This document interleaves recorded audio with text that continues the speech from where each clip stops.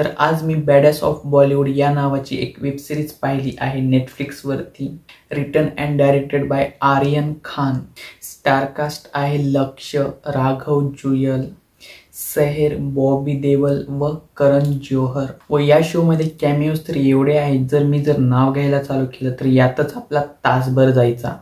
तर या सिरीजला शाहरुख खानच्या मुलानं म्हणजेच आर्यन खानने लिहिलं व डायरेक्ट केलेलं आहे.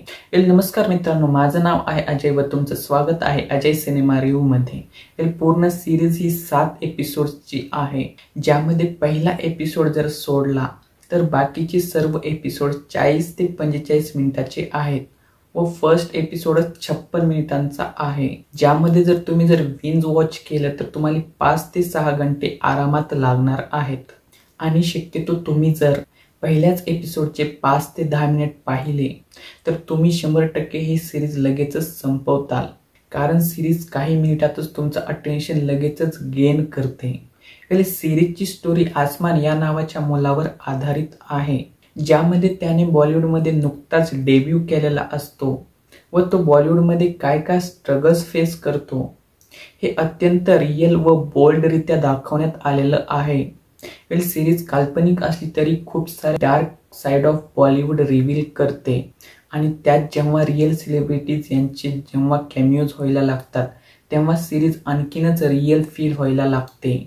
पूर्ण सिरीजमध्ये कॅमिओज हायलाइट असले तरी सिरीज यावरच थांबत नाही. सिरीजचं प्रेझेंटेशन व स्टोरी पण खूप दमदार आहे व सिरीज टेक्निकली खूप वेल रिटन व वेल डायरेक्टेड आहे. या सिरीजला पाहून असं वाटतच नव्हतं की ही सिरीज कोणत्या न्यू डायरेक्टरनं बनवली आहे. मूवीमधील कॉमेडी व इमोशनल सीन्स खूप चांगल्या प्रकारे लिहिले व त्याला एक्झिक्यूट केलेले होते. काही गाणे आहेत ते सुद्धा खूप चांगले आहेत व या सिरीजमध्ये बॅकग्राऊंड म्युझिक तर फारच बेटर आहे.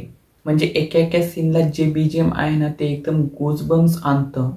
व या सिरीजमध्ये डायलॉग्स पण खूप छान प्रकारे लिहिले गेले आहेत व ऍक्टर्स यांनी डायलॉग डिलिव्हरी पण खूप छान प्रकारे केलेली आहे. ऍक्टिंग वाईज या सिरीजमध्ये सर्वांनी छान काम केलेलं आहे. जर प्रत्येकाचं नाव घ्यायला चालू केलं तर खरं आपला रिव्ह्यू खूप लांब होईल, त्यामुळे मी काही शॉर्ट्स नावे घेईल. असं नाहीये की मी ज्यांची नावं घेत नाहीये त्यांनी जर बॅड ऍक्टिंग केलेली आहे असं थोडं पण नाहीये. तर पहिल्यांदा लक्ष्य व राघव जुयल यांनी अत्यंत म्हणजे उत्कृष्ट ऍक्टिंग केलेली आहे व त्या दोघांमधली केमिस्ट्री कोणा हिरोईन किंवा हिरोपेक्षा कमी वाटत नव्हती, but as a good way. व विलन अवतारमध्ये बॉबी देओल व मनीष चौधरी यांची ऍक्टिंग पण खूप छान होती. त्यातून राघव जुयल मला जरा जास्तच आवडलेला आहे.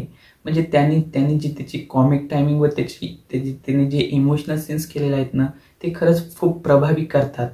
बट मी सरप्राईज झालो होतो रजत सक्सेना व करण जोहर यांच्या ऍक्टिंगशी. रजत सक्सेना तर तुम्हाला इतके हसवतील ना खूपच. व रजत पलवा यांनी पण खूप छान ऍक्टिंग केलेली आहे. सिरीज मध्ये काही किसिंग सीन्स आहेत बट काही अडल्ट सीन तर नाहीत. बट काही ठिकाणावर शिव्या खूप आहेत. सिरीज तुम्हाला बरेचसे सरप्राईज देते व क्लायमॅक्सला तर सरप्राईज सोबत शॉक देते. व तुम्ही जर कन्फ्यूज असाल की या सिरीजचं असं वेगळंच कसं टायटल आहे, ते सुद्धा अत्यंत छानरित्या आपल्या समोर आर्यन खान रिव्हील करतो. या सिरीजमध्ये करण जोहरचा एक डायलॉग होता की आय एंटरटेन, आणि पूर्ण सिरीज बघताना व पूर्ण सिरीज बघून संपल्यावर माझी सुद्धा हीच रिॲक्शन होती, आय एंटरटेन. ठीक आहे मित्रांनो, हे होतं माझं मत या सिरीज बद्दल. तुम्ही जर ही सिरीज पाहिली असेल तर तुम्हाला कशी वाटली कमेंट सेक्शन मध्ये नक्की सांगा. ठीक आहे, तुमची व तुमच्या परिवाराची काळजी घ्या. Thank you, take care, bye.